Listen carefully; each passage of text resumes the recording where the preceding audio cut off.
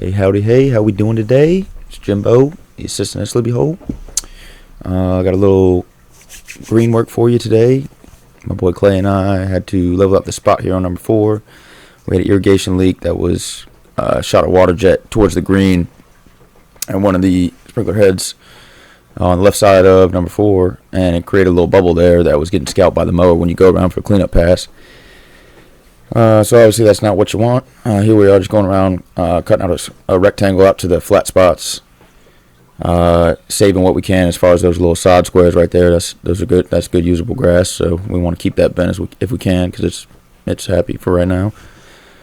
Taking the USGA greens mix. That's our soil right there. That's not just your average soil, man. You can't get that stuff at Lowe's. So we want to keep as much of that in there as possible. That stuff's vital for what we got, especially in the summertime. It holds moisture perfectly for what we need.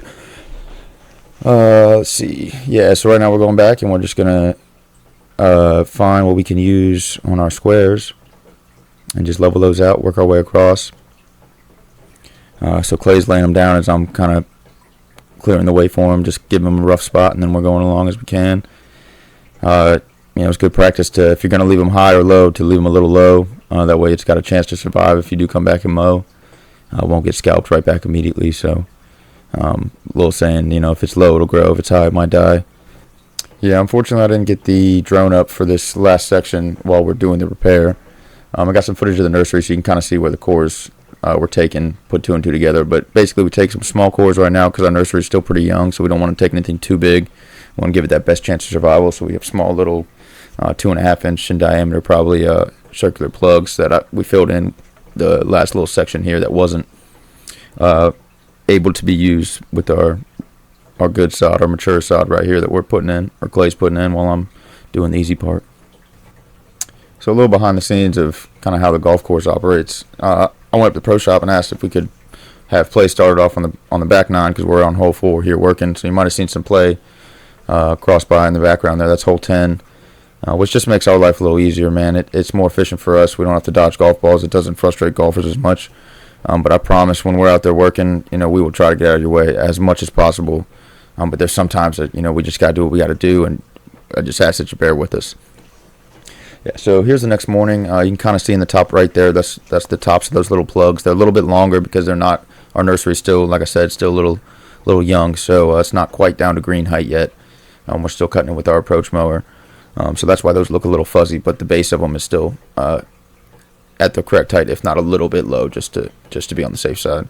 But as you can see, Clay's got no problems rolling over him. He's not bouncing around too much, just really getting on top of it. We did a good job the previous day, making sure everything's level. This is one of the best parts about the job, is course prep. I mean, it's so satisfying. Got the nice whole course to yourself. It's real quiet, real peaceful. You get to see everybody coming in. It's kind of the calm before the storm, because I'm not going to lie, the name's pretty misleading. Our golf course does not sleep, never sleeps. Peak season, wintertime, it doesn't matter. If you can swing a golf club, somebody's out there playing or trying to play. Which, mad respect to the public. I mean, now that I work at a course, you won't catch me playing in the wintertime. I'm done with that. I'm going to wait for the Bermuda to wake up a little bit. But yeah, so I'm just clearing greens, fixing ball marks. That's one thing that's a battle that we can't win, especially with the amount of play we have. But that's okay. It is what it is. You come to terms with it after about your 3,772nd ball mark that you've repaired in 6 weeks. So here we are over at the nursery. You can kind of see those cores that we've taken. The one that Clay's in front of right there, and that I'm brushing now. Those are the most recent ones, and the one that he's putting sand on, and I'm stepping over to brush at this point. Those are plugs that we took a couple months ago at this point. So they're just about filled in, so we're just topping those off as well. It's just, while we're over there, might as well.